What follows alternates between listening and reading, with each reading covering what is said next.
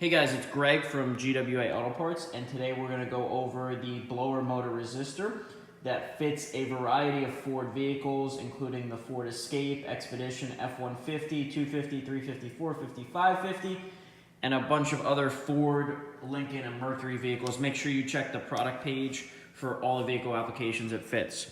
So let's go over this blower motor resistor. So you can look at the resistor here. It's a pretty simple part. It almost looks like a credit card here.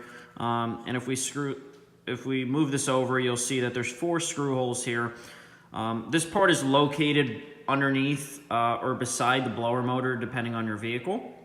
And this goes in there, and this allows the vehicle to control the speed of the blower.